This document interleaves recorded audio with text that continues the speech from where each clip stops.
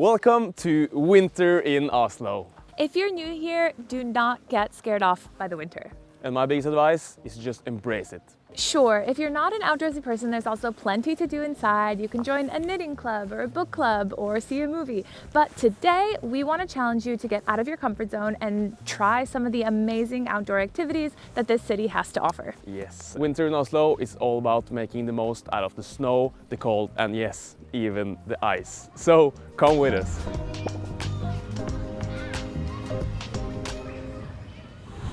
One thing Oslo is known for is the nature.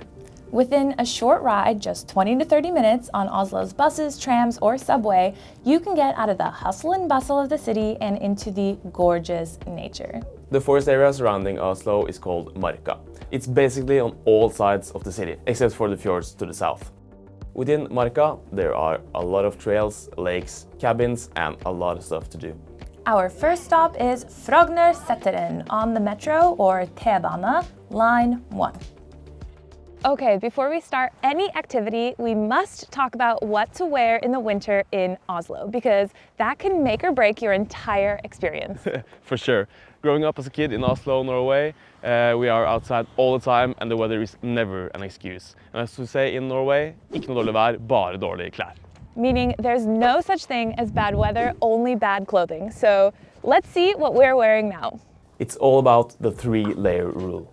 Layer 1, a base layer to keep you dry and warm, preferably wool or something synthetic, no cotton.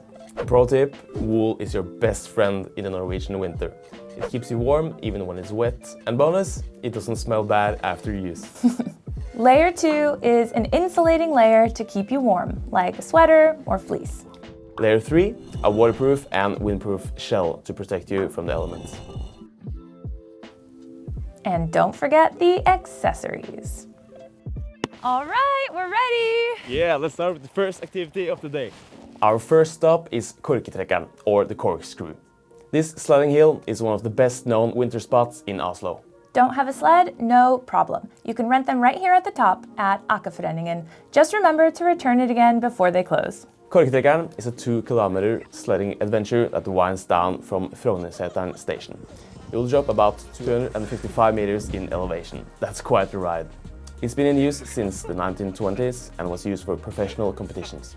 The run takes about 10 to 15 minutes, and then you can just hop back on the T-bane at Midtstuen station to do it all over again as many times as you want. If you want to stay local, there are plenty of sledding hills all over Oslo, like Sankthanshaugen or Torshovdal. You might even have one right in your backyard. Can we go again? I know it's fun, Gabriella, but we have our second activity up now, cross-country skiing. Norway has the most Winter Olympic medals of all time, which is kind of funny because we're such a small country. And it's mostly thanks to cross-country skiing. Cross-country skiing is obviously super Norwegian. So if there's one activity that you should try in the winter after you've moved to Oslo, it's this. Yes, and if you're like me, you have your own equipment. But if you're like me or you just want to try it out, you can borrow equipment even for free from places like BUA or other organizations. yeah, which is kind of awesome because then you can test out different activities before you invest in quite expensive gear. Perfect. All right. Yeah. Should we hit the trail? Hit the woods! Let's Hit the go. woods! But if you're new here and you don't know where to go, how can you find out? You can use apps like iMarka and Ut, which shows different trails. Also, many trails are lit up at night, so you can ski or walk in the forest after dark. And while we're out there, we should also talk a little bit about safety. There's probably going to be a lot of people out there doing different activities, such as biking, hiking, or sledding and stuff, and people are going quite fast, so just be careful. Yeah, and also make sure that you come prepared. Got a backpack here filled with water or maybe a warm drink, some snacks. Make sure your phone is charged, and also bring extra layers in case you get wet or if you're cold. And don't forget to follow the signs in the forest. It might seem counterintuitive, but the red signs are actually for the winter because red is easier to see against snow, while blue signs are for summer hiking trails because the blue stands... while blue is easier to see in the summer. For the first time you go out cross-country skiing, it's maybe a good idea to go with somebody experienced or take a lesson. But once you're more comfortable, you can just grab your skis and head out into the forest. Here are some great places for beginners. Being outside is the best. That was super nice. But I am definitely excited to warm up inside. Yeah, let's grab a coffee. Warm up inside the sportsstue now. What are some of your other favorite activities to do in Oslo in the winter? Oh, my number one favorite activity is free ski or downhill skiing. And the great spot for that is Tryvann, which is also a pretty short distance from the city center. And there you have slopes for all levels.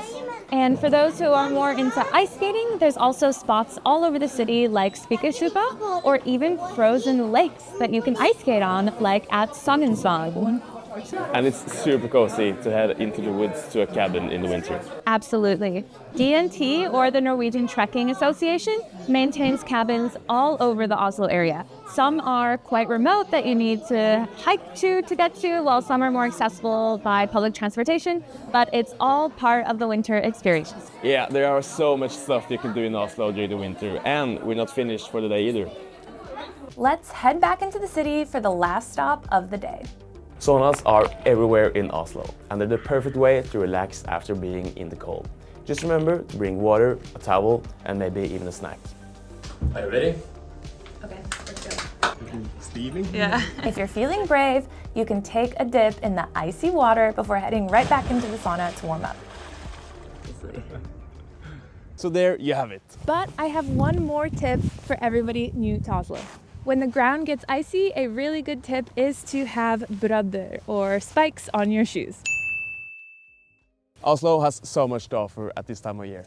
Absolutely, and what I've learned from living here is that you can't just wait for the winter to be over because it lasts too long. You actually have to embrace it. Yeah, and trust us, when you try some of the winter activities in Oslo, you'll understand why Norwegians do love winter.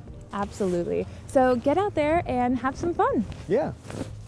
Bye!